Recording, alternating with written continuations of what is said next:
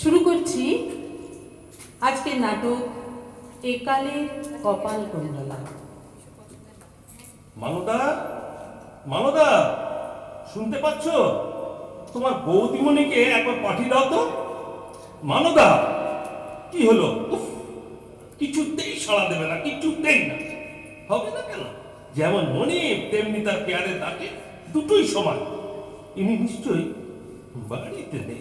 আচ্ছা, রোজ রোজ যায় কোথায়? না না, আজ একটা হেস্তনেস্ত করতেই হবে। হয় উনি থাকবেন এ বাড়িতে, না হয় আমি। রাত 8টা বাজে, এখনো বাড়ির গিন্নি দেখা নেই। ব্যাপারটা কি? মানদা, মানদা, শিগগির এক কাপ চা। ভীষণ মাথা ধরেছে। উমা, তুমি কখন এলে? মানদা, এক কাপ না, 2 কাপ, তাড়াতাড়ি। লাগবে না। লাগবে না কেন? খেয়ে এসেছো? কোথা থেকে গো? জমের বাড়ির থেকে। ও মানদা, 2 কাপ না, 1 কাপ। দাদাবাবু খাবে না। চাবিটা দেখি। কিসের চাবি? আমার আলমারির চাবি। কি চাই বলো, আমি বার করে দিচ্ছি। থাক থাক, আমি পারবো। না, পারবে না, উল্টো ঝামেলা বাঁধাবে। কোনোদিনই তো অভ্যেস নেই। তক্ক করো না, তক্ক করো না, আমি পারবো। কি ব্যাপার, মেজাজ এত খাপ্পা? সুটকেস গোছাচ্ছ, কোথাও যাবে নাকি? হ্যাঁ। কোথায় গো? জমের বাড়ি। ও, তা উনি থাকেন কোথায়? কি? মিস্টার জম? তার মানে? তুমি এক্ষুনি বললে না জমের বাড়ি থেকে চা খেয়ে এসেছো, তারপর সুটকেসে জামা কাপড় ভরে জমের বাড়ি যাচ্ছ, তাই আর কি জিজ্ঞেস করছি। চুপ করো, তোমার সঙ্গে মস্করা করার আমার কোনো ইচ্ছে নেই, টাইমও নেই। বলি, এতক্ষণ ছিলে কোথায়? সিনেমা দেখতে গিয়েছিলাম গো। ও মা, তোমায় বলিনি বুঝি? দিলওয়ালে দুলহানিয়া লে যায়নি। বাহ, চমৎকার। সত্যি চমৎকার। যদি দেখতে গো, শাহরুখ খানকে তো মেরে পাট করে ট্রেনে তুলে দিয়েছে। ওদিকে অমরেশপুরি কাজলকে ধরে রেখেছে, ট্রেন ছেড়ে দিচ্ছে। এই একটা হাত বাড়িয়ে, ও একটা হাত বাড়িয়ে। ও গো, তুমি যদি দেখতে একবার, আমি তো কেঁদে কেটে অস্থির। রুমাল টুমাল ভিজে একেবারে একশো। কত হলো?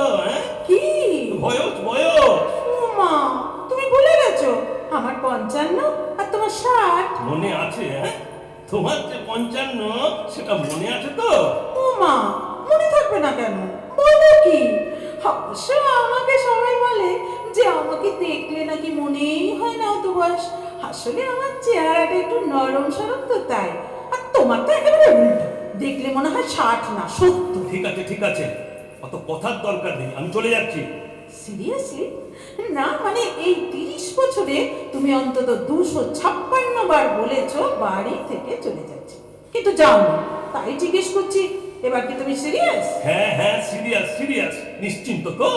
না না, নিশ্চিন্ত হব কি করে? আগে তুমি যাও তো। না চলে বিশ্বাস নেই বাবা। ঠিক আছে, ঠিক আছে, অত ভাবনার দরকার নেই, আমি চলে যাচ্ছি একেবারে। আরে দাঁড়াও দাঁড়াও, অত তাড়া করছো কেন? একটা কথার জবাব তো দাও আগে। সবাই যখন জিজ্ঞেস করবে যে অমুক বাবু বাড়ি ছেড়ে চলে গেলেন কেন, তখন কি বলবো? মানে আমি তো তোমার গৃহত্যাগের কারণই জানি না। জানো না মানে? সব কিছুতেই জানি না, জানি না। কারণ জিজ্ঞেস করছো? কারণ তুমি। তার মানে? তার মানে আমি তোমার গৃহত্যাগের কারণ? বাহ, দোষী জানিল না কিবা অপরাধ বিচার হইয়া গেল। এক্সিলেন্ট। খবরদার, খবরদার নাটক করবে না। চিরদিন নাটক করে এলে। তখনই আমি মাকে বলেছিলাম আমি নাটক বাড়ির মেয়ে বিয়ে বার করবো না। ও তো খালি একটা করবে, যে আমার বাবা তেমনি মেয়ে, দুজনেই নাটকে ওস্তাদ। আর তোমার মা যা ঝগড়াটে ছিলেন, একদিনের জন্য শান্তি পাইনি। আর তোমার মা, তিনি তিনি তো আমার সঙ্গে ভালো করে কথাই বললেন। বলবে কি করে? মার তো তোমাকে মোটেই পছন্দ হয়নি। মা বলেছিল, মা গো, আমার অমন সুন্দর রাজকন্যার মতো মেয়ের পাশে এটা কে? এটা তো একেবারে জমদু। কি? আমি চন্দু? আগে বলনি কেন? আগে বললে কি হতো? অন্য বিয়ে করতে। সব শাশুড়ি তোমাকে জমদুতি বলতো। তোমার তো দেখছি বড্ড বার বেড়ে গেছে। আর হবে না, দিনের পর দিন বাড়ির বাইরে থাকা। দিনের পর দিন মানে? পর পর 7 দিন বাড়ি ফিরে তোমায় দেখিনি। আজ রাত 8টায় ফিরলে। বলি, এটা বাড়ি না ধর্মশালা? আস্তে আস্তে বলো। যা ষাঁড়ের মতো গলা তোমার, এক্ষুনি পাড়ার লোক জড়ো হয়ে যাবে। ফুলসজ্জার দিন কানে কানে ভালোবাসি বলেছিলে, সেটাও গলির মোড়ের মিষ্টির দোকান পর্যন্ত শোনা গিয়েছিল। পরের দিন সবাই বলা বলি করেছিল, আহারে ফুলসজ্জার দিনই ছেলেটা পাগল হয়ে গেল। একদম কথা ঘোরাবে না বলছি। আজ সবাই জানো বাড়ির গিন্নি রাত 8টার আগে বাড়ি ঢোকে না। বাড়ি সে তো আর সিনেমা হলে নবর সাথে দেখা হয়ে গিয়েছিল তাই। নব? সে আবার কে? কে আবার? আমার কলেজের বন্ধু নবকুমার পুরকায়স্থ। 30 বছর পর দেখা হলো। তোমার মুন্ডু হলো? অমন করে বলছো কেন? একেই বলে কষ্টের সিনেমা দেখে কেঁদে কেঁদে মরছি, হঠাৎ দেখি পাশের সিটের ছেলেটা আমার দিকে হাঁ করে তাকিয়ে আছে। কি কি কি ছেলে? হ্যাঁ? তো তোমার দিকে? বাহ! ঠিক আছে ঠিক আছে, ছেলে নয় বুড়ো বুড়ো। হলো তো, এত বিদ্রুপ করার দরকার নেই। তারপর কি হলো? রাত 8টা পর্যন্ত তুমি তাকিয়েই রইলেন নয়? ও মা, তাকিয়ে থাকবে কেন? ও আমার হাতটা চেপে ধরলো আর আমি ওর হাতটা চেপে ধরলাম। চমৎকার! চমৎকার না বলো?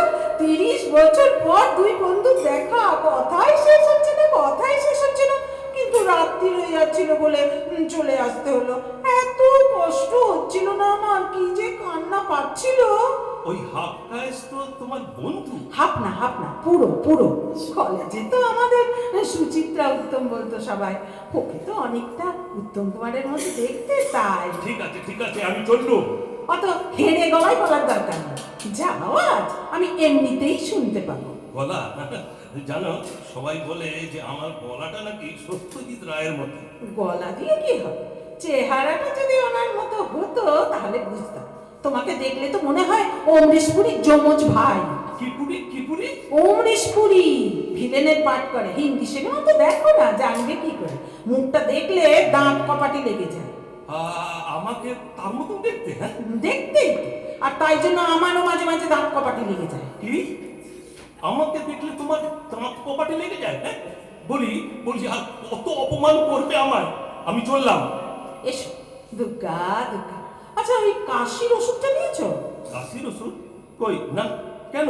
সারা রাত্রি তো কাশি, খাকর খাকর খাকর। পাশের লোকের অসুবিধা হবে না? পাশের লোক? সে আবার কে? ও মা, পাশে লোক থাকবে না? তুমি তো মোটেই একা শুতেই পারো না, পাশে তো লোক থাকতেই হবে।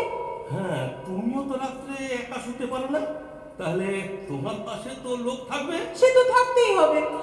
তবে আগে তুমি যাও তো। শেষকালে পাশের লোকের ব্যবস্থা হলো আর তুমিও ফিরে এলে। শুধু শুধু নবকে হয়রানি করে তো কোনো লাভ নেই। তার মানে ওই শালা নবগোপাল এসে থাকবে এখানে?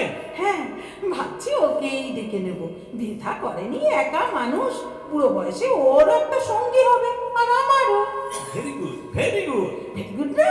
আমি জানতাম এই প্রস্তাবটা তোমার পছন্দ হবে। তোমার মুন্ডু হবে। দেখো, তুমি বরং তাড়াতাড়ি বেরিয়ে পড়ো। মানে আকাশের অবস্থাটা ঠিক ভালো নয় তো। যদি বৃষ্টি হয় তাহলে আর তোমার যাওয়া হবে না। যাও যাও, আর দেরি করো না। বাপরে, তোমাকে আর তর সইছে না।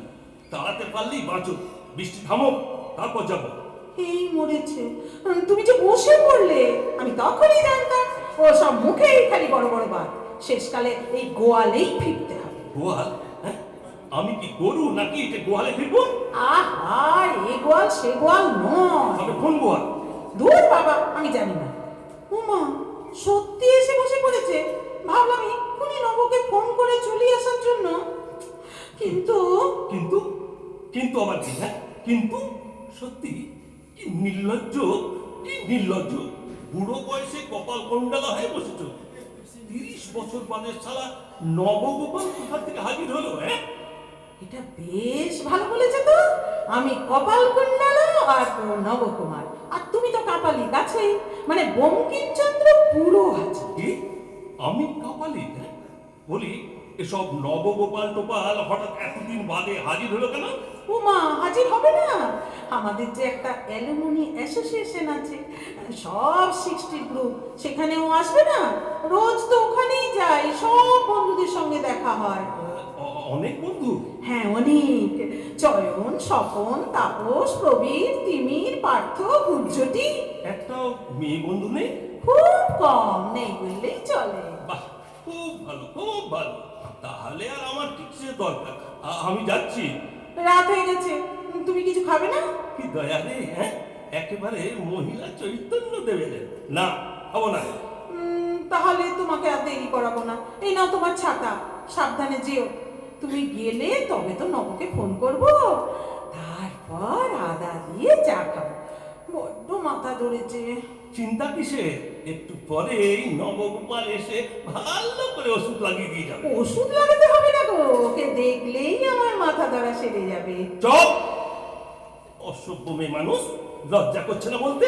সে কি লজ্জা করবে কেন, সত্যিই তো। শুধু একটা চিন্তা হচ্ছে, এত রাতে জল ঝড়ে যদি নব না আসে তাহলে তো খুবই সমস্যা। বলো, মানে রাত্রির বেলায় যদি বাজ পড়ে তাহলে তো আমার খুবই মুশকিল হয়, তুমি তো জানো। চপ, আর একটা কথা নয়, বাজ পড়বে আর তুমি ভয় পেয়ে সারা নবর বুকে মাথা রাখবে, তা হবে না। আমি হতে দেব না। আমার বাড়ি, আমার খাট, আমার বউ, আর বাজ পড়লে জড়িয়ে ধরবে বেটা, হাফ কাজ তো। No no never. হাফ না, পুরো পুরো। ওই হলো পুরো। ও, তাহলে তুমি যাবে না? না, যাব না। এই আমি বসলাম। এসো এসো এদিকে। বাজ পড়ার দরকার নেই, তুমি এক্ষুনি আমার বুকে মাথা রাখবে, চুপ করে থাকবে, নড়বে না, নড়বে না, একদম নড়বে না। মা গো, ওই অমরেশপুরীর বুকে কে মাথা রাখবে? কত উত্তম কুমার, চির জন্ম মাথা রেখে দিতাম। খবরদার, নো উত্তম কুমার। মানদা, শিগগির 2 কাপ চা, আদা দিয়ে, তাড়াতাড়ি।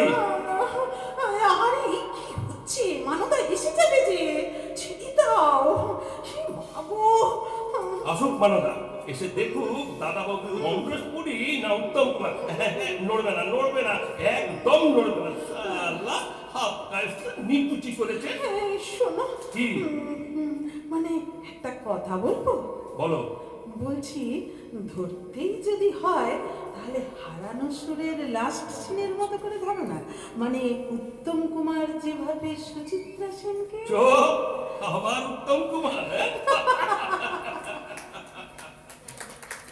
ধন্যবাদ। অসম্ভব সুন্দর একটা শ্রুতি নাটক, আমাদের একবারে মন ভরিয়ে দিল।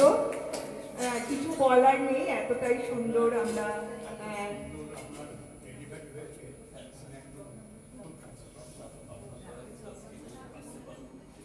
খুব ভালো, আমরা দেবীদি এবং বিদ্যুৎদাকে পেয়ে আমরা খুব আনন্দিত। এরকম সুন্দর সুন্দর নাটক আমরা আবারও শুনবো ভবিষ্যতে।